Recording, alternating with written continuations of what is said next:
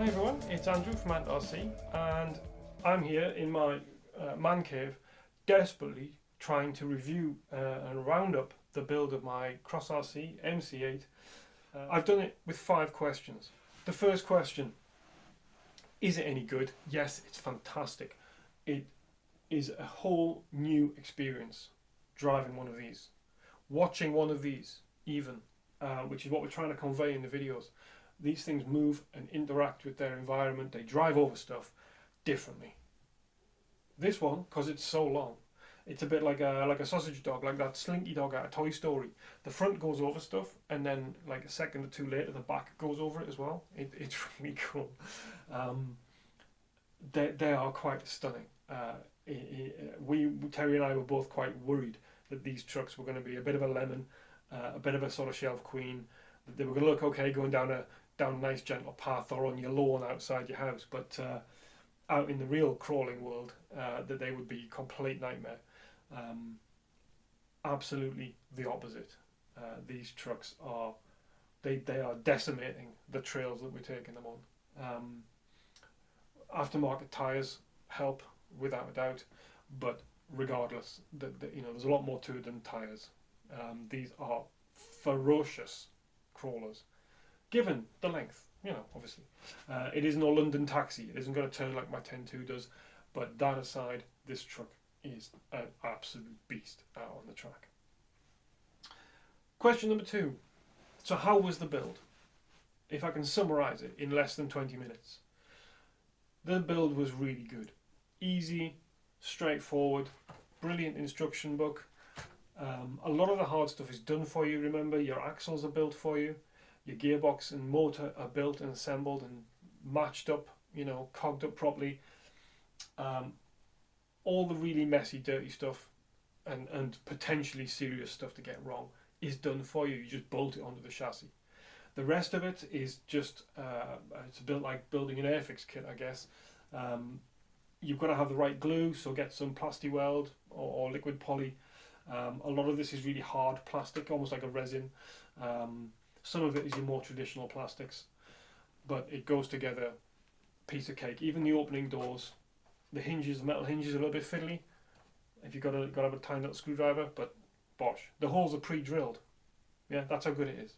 They've pre-drilled the holes for you. It is. Yeah. How was the build? Fantastic. Is how the build was. We sure made mistakes. Sometimes I've overcomplicated matters because that's what I'm like. My interior customizing and stuff did cause me 1 or 2 fit issues, but my choice of extra tires, bigger tires and stuff has caused me some issues. But that's my choice causing me problems. The kit built from the box would be a piece of cake to build.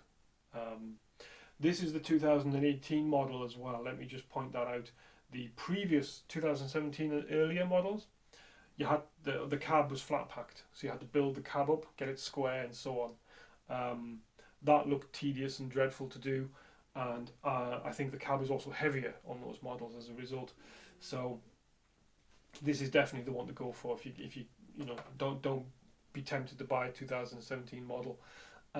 Even at a decent price, if you're a bit of a novice with this, okay, stick with the current one. It's much simpler, which is great. More time to spend doing other stuff with it. Yeah. Has anything gone wrong with it? No, nothing's gone wrong with it. It is performed flawlessly.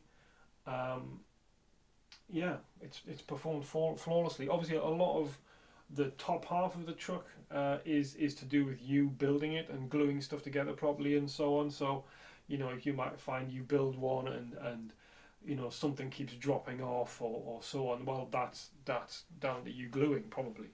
But in terms of mechanics, it's faultless. It's like a Panzer tank. It's like a Panzer tank, this thing. Yeah, so no, nothing's gone wrong, and it doesn't sound like it's going to go wrong. It doesn't look or feel like it's going to go wrong either. Touch wood. Do you need to be an expert? Question number 4. No, you don't. You don't. And I would say this is a great beginner's build, because not only is it a massively impressive piece of work, it is quite straightforward to build. the earlier version with the flat pack cab, I would be a little bit more wary of getting into as a beginner. So they are a piece of cake. You don't need to be an expert. You just need to have a big bench. You need to be quite strong. This is about 9 kilos, so you can't swing it round and just hold it up and fiddle with something. The physical handling of the thing afterwards as well is a little bit. You have to think about it. What would I do differently? The one thing I would do differently with this truck, these bed sides. There's 3 panels with interconnecting vertical posts, and it all goes together, all clips together into one big long side panel that you then bolt in place. I painted mine separately, all the bits, painted them all separately, and the paint took up all the tolerances, so when I tried to assemble it, it wouldn't fit together. So I had to scrape off all the paint, like 3 coats of paint had to be scraped off. So most definitely assemble each side of the flatbed and then spray the whole run would be my recommendation. So stick with us. Let's see what else I can do to this thing. And I haven't rolled it yet, so if you stay tuned, you never know. You might at some point see me rolling it, hear me cry, and watch Terry fall about laughing, okay?